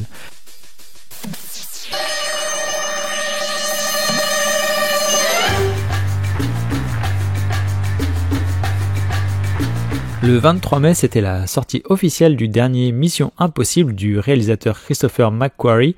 Donc c'est le réalisateur qui nous a pondu le superbe film Usual Suspect, sorti en 1995. Et pour cette sortie du dernier Mission Impossible, eh bien, les Japonais ont de la chance puisque, chose rare, cela va tomber le jour même de la sortie aux États-Unis, enfin en tout cas en Amérique. L'équipe du film a entamé sa tournée mondiale, elle, à Tokyo dès le 7 mai, donc ils ont commencé par la ville de Tokyo, et pour info, en fait, ils n'avaient pas pu venir à l'avant-dernier film à Tokyo, puisqu'il y avait des grèves du syndicat professionnel américain lors de la sortie de cette première partie du film. Donc là, il s'agit de la deuxième partie du film de Mission Impossible. Et c'est encore quelle actrice, Yuriko Koike, la gouverneure de Tokyo, qui a pu l'accueillir, qui a accueilli donc Tom Cruise, l'emblématique acteur de la licence Mission Impossible. Tom Cruise d'ailleurs est apparu ensuite pour une séance photo aux côtés de deux autres amis japonais, une femme et un homme, et c'est son 25e voyage au Japon. Alors, parmi ses amies féminines, ici, on a retrouvé une femme de 88 ans, Natsuko Toda, donc est surnommée la reine du sous-titrage. Elle est née à la même date d'ailleurs que Tom Cruise, alors pas la même année, mais à la même date sur le calendrier, et elle a travaillé sur plus de 1500 films sous-titrés et a été reconnue par l'Ordre du Soleil Levant, distinction qui est une récompense conférée par l'empereur du Japon. Alors le clou du spectacle pour cette soirée du 7 mai, pour cette inauguration, eh bien c'était, pour cette avant-première, c'était des feux d'artifice, de la musique du film évidemment projetée sur le bâtiment du gouvernement métropolitain de Tokyo, donc on n'y était pas mais ça devait envoyer. Et autre fait surprenant, qu'est-ce qui a bien pu faire Tom Cruise au Japon pour s'occuper ? Eh bien, avec le réalisateur du film, ils ont visité le musée Ghibli à Mitaka. Alors moi, je me demande s'ils ont bien acheté leur billet en avance, comme on le préconise à tout le monde. Je ne sais pas s'ils ont pu faire ça en avance, Gaël. Ils ont peut-être eu un petit passe droit. En tout cas, on espère qu'un jour, Tom Cruise fasse ses cascades en avion, parce que je crois que dans celle-ci, il y en a une dans cette partie-là du film, à bord de l'avion rouge de Porco Rosso. Alors si vous êtes régulièrement au Japon, vous savez qu'il y a beaucoup de stores officiels des marques, par exemple les plus connus seront peut-être les Nintendo Store et ainsi de suite. Eh bien Sega, lui, n'avait jamais sorti son Megastore, son propre magasin, ça va être désormais corrigé. Alors c'est une icône culturelle évidemment Sega, surtout pour les vieux de la vieille que nous sommes, avec son logo bleu mondialement connu. Il a annoncé fin 2024 ouvrir sa boutique à Tokyo à l'été 2025. Eh bien, c'est le fameux Shibuya Parco qui va accueillir cette boutique Parco. Alors, c'est pas très étonnant. Pourquoi ? Parce que on peut déjà y retrouver d'autres magasins de licences très connus, comme on le disait, Nintendo, Pokémon Center, Capcom Store et ainsi de suite. Alors dans ce Shibuya Sega Megastore, on trouvera des articles exclusifs, des goodies de franchises majeures de Sega, par exemple Sonic, Persona ou encore Ryuga Gotoku, donc Like a Dragon.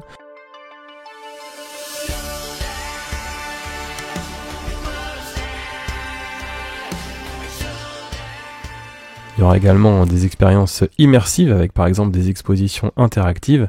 Et c'est aussi un Megastore qui veut montrer le rôle de Sega dans le lifestyle. Alors Nintendo, peut-être jaloux que Sega vienne peut-être chercher à lui voler la vedette chez Parco, va ouvrir une nouvelle boutique de sa marque à Fukuoka fin 2025. Donc on y retrouvera comme dans les autres magasins de l'enseigne, les jeux vidéo, consoles et tout le merchandising de la marque. Et aussi de la musique très très forte d'ailleurs, Charlie, si tu veux savoir. Et ce nouveau Nintendo Store sera situé dans l'Amu Plaza de JR Hakata City, donc un mall, ce qui le rendra facilement accessible avec le Shinkansen. Donc un bon conseil si vous êtes amateur de Nintendo ou de Sega en l'occurrence, allez-y avec un portefeuille bien garni parce qu'on a envie de tout acheter. Et pour terminer ce podcast, dans la catégorie ce à quoi on a joué ou alors ce que l'on a lu ou écouté du Japon, ou vu même d'ailleurs, ça va être plutôt le cas avec toi Gaël, tu vas nous parler de Hatsukoi, donc une série qu'on peut trouver sur Netflix depuis quelques temps. Et c'était il y a quelques temps ou c'est tout récent ou pas ? C'était il y a quelques temps, okay. Quand pas il y a la pointe de l'actu, c'est 2022. Ok, d'accord, parce que j'ai vu tout à l'heure, 2022, je me suis dit, ça se trouve c'est récemment sur Netflix. Ouais, non, ça date de 2022 effectivement, c'est une série Netflix, alors plus précisément c'est un drama, donc ça veut dire une série japonaise en fait. Alors si vous êtes un vieux ou vieille. Peut-être c'est pas très élégant. Si vous êtes un lecteur ou une lectrice si vous êtes un ancien lecteur ou lectrice de campagne, en tout cas si vous nous suivez depuis très longtemps, vous vous souvenez que on a regardé pas mal de dramas il y a une vingtaine d'années, ça fait mal de le dire, mais il y a quand même pas mal de références dramas sur campagne, des articles. Et bien là, ça faisait longtemps pour le coup, je me suis dit un petit drama japonais, ça fait pas de mal. Celui-ci était plutôt bien noté sur Netflix, donc effectivement il date de 2022, et ça s'appelle, comme tu l'as dit, Hatsukoi, donc ça veut dire premier amour, et du coup on le trouve sur Netflix aussi sous le titre de First Love, ce qui est assez logique. Donc c'est une mini-série, c'est 9 épisodes d'environ 1 heure chacun, et ce qui est assez intéressant, c'est que c'est littéralement inspiré de chansons d'Utada Hikaru. Alors c'est une chanteuse très très connue, une chanteuse japonaise, enfin américano-japonaise, si je me trompe pas, qui est extrêmement connue et célèbre, et qui vit maintenant en Californie. Et ces 2 chansons, alors tiens-toi bien Charlie, elles s'appellent First Love et Hatsukoi. Ah bon? Donc, voilà. Alors ça, en plus c'est 2 original. fois le même mot presque. Voilà, exactement, même signification.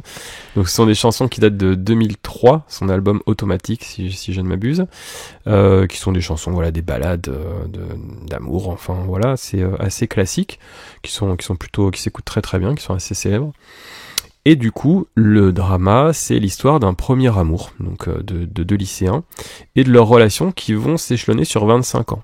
Donc pour le coup, il y a une petite promesse un peu Your Name, je dirais, dans la bande-annonce, qui est pas très claire. Dans la bande-annonce, à un moment donné, on voit les 2 personnages se croiser, et ça m'a fait penser à la scène où à la fin ils se croisent, tu dis, est-ce qu'ils vont se reconnaître ou pas? Alors c'est complètement ça, en fait, il y a un twist dans la série qui intervient à l'épisode 3 et qui explique justement ce trou dans la bande-annonce, en fait, qui est pas forcément clair. Donc c'est pas un twist monumental, hein, c'est pas aussi fouillé que peut l'être Your Name, mais il y a quand même quelque chose qui explique qu'ils ne se connaissent plus, et qui explique aussi que leurs relations vont s'échelonner, comme on le disait, sur plus de 20 ans dans la série. Donc au niveau du décor, ça on le voit d'ailleurs dans la bande-annonce, ça se passe à Hokkaido. Pour le coup ça change un peu, je trouve. Oui. C'est pas si fréquent, donc on a un décor assez enneigé, assez froid, donc c'est plutôt sympa, ça change de Tokyo, même si on voit un petit peu Tokyo. Et donc on va suivre deux personnages, Yae Noguchi et Namiki Harumichi, sur différentes étapes de leur vie à partir du lycée jusqu'à leur quarantaine à peu près. Et ils sont interprétés donc par 2 couples d'acteurs. Pour les quarantenaires, c'est Hikari Mitsushima, qui elle est originaire d'Okinawa, d'ailleurs c'est assez amusant, vraiment à l'autre bout, et Takeru Sato, que l'on connaît parce qu'il est l'acteur qui interprète Kenshin le Vagabond dans les séries et films live. Et pour les jeunes, c'est Likako Yagi et Taisei Kido. Donc pour le coup, c'est vrai que moi j'ai trouvé que c'était assez crédible, à part peut-être sur Yae, donc le personnage féminine, qui au début j'avais un peu de mal à comprendre. Elle a pas du tout le même visage en fait au niveau du casting. J'allais te demander parce que j'ai juste vu la bande-annonce et je me suis dit mais alors soit c'est qu'il y a un peu de pas de fantaisie mais de magie ou autre dedans et que je suis passé à côté, parce qu'à un moment donné dans la bande-annonce je crois elle tourne sur elle-même, je pense que c'est le temps qui passe ou autre, et bref, et après elle a plus du tout le même visage, donc c'est vrai que c'est un peu perturbant. Alors je t'avoue que je me suis même demandé s'il n'y avait pas un double twist ou un truc que j'avais pas compris. En fait non, pas du tout, c'est juste que le casting est raté à ce niveau-là. Enfin, les 2 actrices sont très bien, il n'y a pas de souci, mais elles se ressemblent pas du tout. Autant pour Namiki, il n'y a pas de souci, son visage a pu évoluer comme ça. Pour Yae, c'est pas du tout, elle a pas du tout la même forme de visage, le nez, Oui, c'est que là vraiment c'est 2 personnes très différentes visuellement. C'est ça, donc j'ai pas tout de suite compris, alors c'est peut-être moi qui suis pas très perspicace. En tout cas voilà. Après non, c'est bien produit, hein. C'est assez propre, l'image est très propre, notamment sur la partie contemporaine, c'est de la 4K, y a pas de souci, les couleurs sont plutôt belles, c'est filmé avec du matériel de qualité, et puis c'est bien produit, voilà. Il y a même un filtre sur il y a des filtres différents en fait selon quand est-ce que ça se passe, c'est-à-dire que tout ce qui est au lycée, il y a un filtre avec une sorte de presque un filtre de clip de Mylène Farmer, un flou artistique ou je sais pas. Donc en tout cas on comprend bien où on est, il y a pas de souci à ce niveau-là. La première moitié de la série se regarde plutôt bien, c'est-à-dire que c'est assez prenant. Il y a au début il y a une introduction, après il y a le twist qui arrive, et puis on a envie quand même de savoir ce qui se passe. Il y a un petit ventre mou quand même, je dirais, dans la deuxième partie. Il Il y a 2-3 épisodes, peut-être 6-7, voilà, autour de 5-6-7 qui sont un peu moins passionnants. À la fin, heureusement, ça remonte bien l'intérêt. L'avant-dernier et surtout le dernier épisode vont bien conclure l'histoire, raccrocher les morceaux, etc. Ça, c'est plutôt bien fait. Parce que comme tu le disais, c'est une mini-série, donc on n'en attend pas de suite. Non, c'est clôturé, il y aura pas de suite, effectivement. On s'attache plutôt bien au personnage, c'est assez crédible, et les seconds rôles sont pareils, ils ajoutent bien au casting global, ils ajoutent de l'intérêt, c'est plutôt bien écrit, c'est pas genre on part d'une chanson et puis voilà, on pouvait s'attendre à quelque chose d'assez léger en fin de compte, c'est plutôt cohérent, les seconds rôles sont crédibles, il y a un organigramme qui est bien fichu, ça se tient. Donc c'est vraiment un drama pour le coup très japonais, c'est sur l'abnégation à la japonaise, c'est-à-dire que clairement une histoire d'amour qui dure 20 ans avant de se réaliser. On est loin des films français où ça couche le premier soir et ça se trompe dans tous les sens. Donc voilà, si vous êtes amateur de drama japonais ou si vous ne connaissez pas trop de séries japonaises et que vous avez déjà poncé Alice in Borderland et ce genre de choses, eh bien pourquoi pas. Si vous êtes aussi fleur bleue, ça marche bien, mais même sans ça se regarde plutôt correctement. C'est pas non plus la série du siècle, mais ça fait le job. Et pour le premier épisode, est-ce qu'il y a quelque chose qui accroche justement pour te faire regarder la suite? Parce que sur le principe, là, on pourrait dire bon, c'est une histoire d'amour, mais là l'idée c'est que dès le premier épisode, tu te demandes pourquoi ils se reconnaissent plus peut-être par rapport à la bande-annonce. Alors en fait c'est ça, c'est-à-dire que dans la bande-annonce, voilà, sans spoiler, on voit qu'ils tombent amoureux au lycée et qu'ils ne se connaissent plus à la quarantaine. Donc il y a tout ce trou qui va être expliqué. Okay. Heureusement c'est pas du tout linéaire, c'est-à-dire que dans l'ensemble de la série, donc dès le premier épisode, c'est un montage où tu as des séquences donc de 10, 15, 20 minutes par temporalité. Donc ça va commencer par exemple dans les années 2020 et après tu vas avoir un cut avec quand ils se connaissent au lycée. C'est progressif dans chaque timeline, c'est-à-dire que tu vas avoir 3-4 timelines différents, fin 90, fin des années 2000 je dirais, peut-être courant 2010 et puis surtout dans les années 2020. Et en fait c'est progressif. Ce qui fait qu'au fur et à mesure que ça avance, tu comprends ce qui raccroche les morceaux. Et le twist, il arrive à peu près à l'épisode 3 où on t'explique pourquoi ils se connaissent plus. Encore une fois, c'est pas aussi dense et fouillé que dans Your Name, mais il y a quand même une explication. Mais c'est vrai que ça, du fait que tu progresses toujours en parallèle sur les différentes timelines, tu sais pas ce qui va se passer et c'est ça qui fait que tu accroches dès le départ. Parce que tu as envie de savoir ce qui se passe. Et là, en termes de narration, justement, ça donne envie comme ça. Voilà, c'est ça. Construit comme ça, ouais. C'est pas du tout linéaire, heureusement. Et le montage est plutôt pas trop mal fichu. Il y a, comme je disais, une petite perte d'intérêt peut-être à partir du moment où tu as le twist parce que tu sais pourquoi ils se connaissent plus. Et donc tu te dis mais en fait ils vont juste attendre 20 ans. Donc après c'est expliqué à la japonaise, toujours très, je te disais, la négation, voilà, etc. C'est pas forcément des valeurs dans lesquelles tout le monde va se reconnaître. C'est très très japonais comme c'est construit, mais comme c'est bien produit, bien réalisé, bien joué, ça se laisse regarder. Et la bande son aussi apparemment habite pas mal aussi la série. Pas tant que ça j'ai trouvé, dans le sens où il y a vraiment, je pense qu'ils ont eu les droits que pour ces deux pistes d'Utada Hikaru, comme elle est très célèbre, à mon avis les droits se monnaient cher, du coup ils ont eu les droits pour ces deux pistes là, ce qui fait que tu les entends alors surtout au début d'ailleurs et à la fin, pas trop dans ce ventre mou justement, tu les entends moins, mais ça tourne beaucoup autour de ces deux thèmes là que tu vas avoir donc un peu à plusieurs moments. Le reste de la bande-annonce, très honnêtement, je m'en souviens pas du tout. Voilà, j'ai pas fait attention. Mais ça reste du très classique. Et donc, hasard du calendrier, on a appris, juste après l'enregistrement de cette petite capsule sur ce drama, First Love, que la chanteuse Utada Hikaru avait réenregistré sa version de cette fameuse chanson First Love 26 ans après la sortie originale. Donc c'est un petit peu une sorte de série que font des grands artistes japonais et qui réenregistrent, alors je vais pas dire a cappella, mais juste avec un pianiste à côté. On appelle ça la First Take, c'est une série sur YouTube. Et Utada Hikaru a chanté donc là au mois de mai 2025, a rechanté cette chanson de 1999 dont on vous laisse écouter un extrait.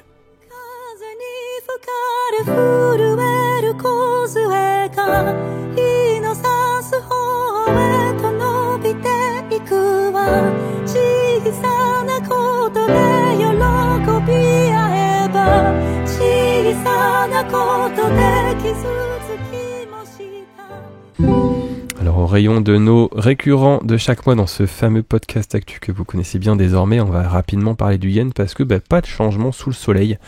Charlie, on est toujours autour de 163, 164 yens pour 1 euro, ce qui est encore et toujours super intéressant. On répète la même chose depuis 20 podcasts actu, mais c'est vrai que c'est tellement... On pensait pas que ça durerait si longtemps. Ah ouais, non, c'est ça, c'est tellement exceptionnel. Et je pense que c'est surtout quelque chose qu'on pourrait oublier, c'est-à-dire c'est tellement devenu habituel qu'on a oublié que c'était un taux incroyablement bas et qui nous donne beaucoup de pouvoir d'achat. Donc on le répète, si vous voyagez au Japon dans les 3 mois, 6 mois, 9 mois et même 1 an, si vous partez au printemps 2026, commandez des yens dès maintenant, parce que si vous attendez et que le yen s'apprécie entre-temps avec les incertitudes géopolitiques mondiales, eh bien vous perdrez mécaniquement du pouvoir d'achat. Donc pour ça, vous allez sur l'article Kanpai ou changer ces euros en yens au meilleur prix, et vous avez nos partenaires avec lesquels on travaille, qui sont des partenaires de confiance qui vont vous fournir du yen à des prix très intéressants. Et en plus de ça, nous, en toute transparence, on touche une petite commission, ce qui fait que vous encouragez Kanpai assez, plus ou moins directement. En termes de fréquentation touristique, donc on le citait tout à l'heure rapidement, il y a eu encore et toujours un record. Alors c'est encore un record vraiment all time, c'est-à-dire que il y a eu 3 908 900 voyageurs étrangers au Japon en avril 2025, quasiment 4 millions, c'est du jamais vu. Donc voilà, c'est un mois évidemment très très important pour le tourisme au Japon, et là ça le représente bien. C'est-à-dire qu'en 4 mois, donc de janvier à avril 2025, il y a eu 14 450 000 voyageurs, ce qui est plus que sur l'ensemble de l'année 2014, pour vous donner un ordre d'idée. Pour ce qui est du mois de juin, donc je vais vous laisser Marjorie et toi parler vraiment plus en longueur du mois de juin, mais on peut citer que ce mois de juin au Japon, c'est le mois de la saison des pluies. Alors c'est toujours assez incertain, vous allez nous faire une grosse capsule là-dessus dans votre podcast voyage, tu vas nous en parler. Mais on peut aussi citer la fête des pères au milieu du mois, le début de l'été, le 21 juin évidemment, même si c'est pas si simple que ça, parce que souvent Tsuyu, la saison des pluies, continue un petit peu sur le début du mois de juillet. Et puis on va citer également la date anniversaire de la création du studio de Ghibli, qui aura 40 ans cette année, le 15 juin. Et concernant les podcasts diffusés au mois de mai, si vous ne les avez pas encore écoutés, eh bien on peut retrouver le Japon, donc voyager au Japon en mai. On peut retrouver aussi une super interview de Hensei qui a été diffusée le 14 mai. Donc c'est un tatoueur qui s'est formé au Japon. Donc il a plein d'anecdotes dont il te fait part au micro, Gaël. Et ensuite, en termes de destination, eh bien nous avons parlé avec Marjorie et Kelly de Okinawa. Donc il y a toute une partie aussi historique très intéressante de la part de Kelly. Donc ça, c'est sorti le 21 mai et on a fait une petite pause le 28 mai dernier. Au mois de juin, on va toujours publier 4 podcasts. Donc là, vous écoutez le podcast Actualité. Le 11 juin, c'est le podcast dont tu parlais tout à l'heure, Gaël, avec Marjorie. On parle de voyager en juin au Japon et on aborde de façon à la fois touristique et culturelle la période de Tsuyu, la saison des pluies au Japon. Pour l'interview, Gaël, tu as échangé sur notre pays de cœur avec Chloé Voitier, qui est rédactrice en chef au Figaro Économie de la rubrique Médias et Technologies, et c'est une grande amatrice du Japon également. Donc ça sortira le 18 juin. Et enfin, on parlera de la destination de Takayama le 25 juin, avec toujours un point très intéressant de la part de Kelly sur l'historique de cette ville-là, et puis comment on va l'aborder en tant que touriste. Voilà pour le programme du mois de juin, en termes de podcast. Alors pour ce qui est des articles au mois de mai, donc on a terminé le mois d'avril avec le Nipponbashi Street Festa, le grand festival de cosplay à Osaka, et on a attaqué le mois de mai avec un article sur Tomica, ces petites voitures japonaises un petit peu comme les majorettes, qui sont des petites voitures à collectionner de très bonne qualité, ma foi. On en a ramené quelques-unes, je te cache pas, de notre dernier voyage. Oui, d'ailleurs j'ai apprécié, puisqu'on a eu des commentaires aussi de personnes qui nous ont dit tiens, j'ai ramené un camion de pompier pour mon fils, etc. C'était sympa. C'est vrai qu'il y a beaucoup de choix et c'est très amusant. On peut vite se laisser prendre au jeu de la collectionnite. Après, on vous a parlé d'un hôtel, le Royal Park à Kyoto Umekoji, un hôtel assez chic et plutôt familial aussi du côté de la gare.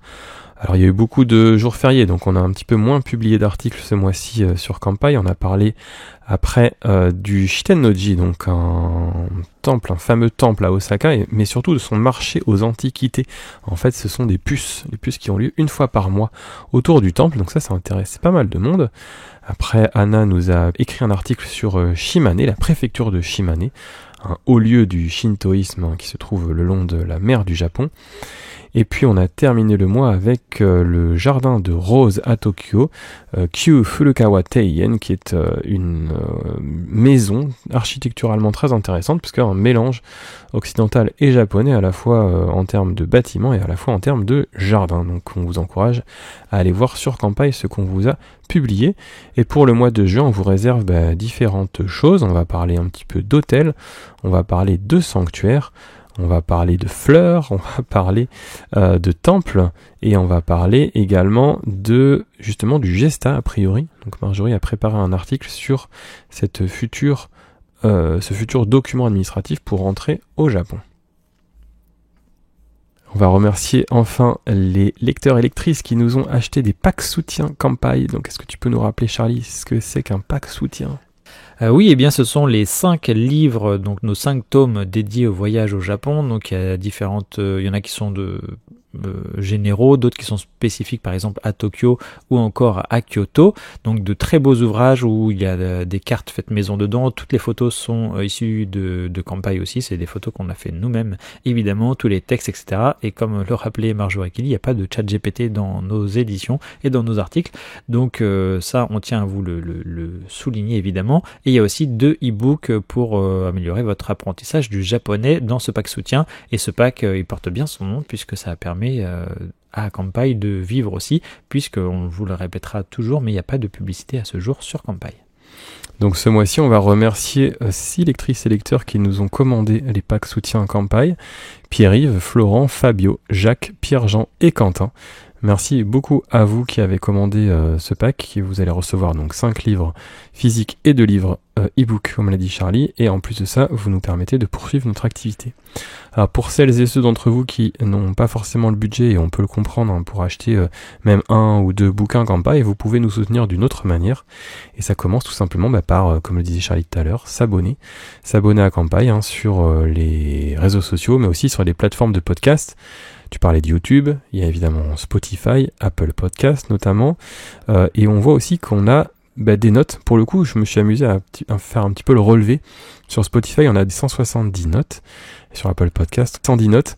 Donc voilà, on vous encourage, vous toutes, oui, toi qui écoutes le podcast, prends 2 minutes s'il te plaît pour t'abonner à Spotify et à Apple Podcast et à mettre une petite note 5 étoiles, bien entendu. Et en vrai, pour la notation, il y a des podcasts assez connus qui au final n'ont pas 50 notes, donc on vous remercie quand même si ça pourrait paraître faible, 160 par rapport au nombre d'abonnés. En fait, si on fait le ratio, c'est plutôt même très positif. Okay. Après, évidemment, on souhaite qu'il y en ait encore davantage, mais en tout cas, on a que de 5 étoiles, donc c'est chouette. Ouais, en tout cas, merci beaucoup à toutes celles et ceux qui ont déjà mis une note, et puis on vous encourage, si vous l'avez pas encore fait, voilà, prendre 2 minutes. C'est pas grand chose, mais en vrai, je pense que beaucoup de créateurs de contenu vous le disent, mais ça aide beaucoup. Donc un petit 5 étoiles sur votre plateforme de podcast préférée, et puis ça nous permet, nous, d'avoir un petit peu plus de visibilité, parce que c'est comme ça que marchent aussi les algorithmes, et puis ça fait toujours du bien de voir qu'on est suivi, et que voilà, vous nous permettez de continuer l'activité comme ça. Eh bien Gaël, je pense qu'après toutes ces news pour le mois de mai, eh bien on va s'arrêter là. On vous remercie encore évidemment, et ce sera jamais assez, toutes et tous, pour votre écoute et votre suivi sur les réseaux et sur le site kanpai.fr. Donc on vous retrouve le mois prochain pour de nouvelles actualités, et on ne doute pas que le Japon aura encore plein de choses à nous offrir. Le prochain, ce sera pour les actus de juin, donc on n'aura pas encore la réponse si la mangaka avait raison ou pas, Gaël. C'est vrai qu'on enregistrera un petit peu avant le 5 juillet. Donc voilà. Mais en tout cas, moi je voulais en profiter aussi pour te remercier, Charlie, ainsi qu'Anna, pour la préparation de ce podcast Actu. Et en l'occurrence aussi, principalement Anna, mais toi aussi pour le montage et la diffusion des podcasts. Parce que, voilà, on enregistre, c'est bien beau, mais après il faut les préparer en amont, et après il faut les finaliser et les sortir. Voilà. Donc merci à vous. À très bientôt en tout cas, et à bientôt Gaël. Salut Charlie. Retrouvez plus d'actualités Japon sur nos podcasts.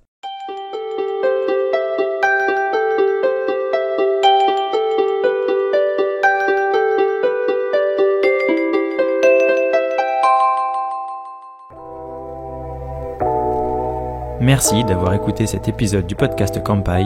Nous espérons qu'il vous a plu et que vous en avez appris plus sur le Japon.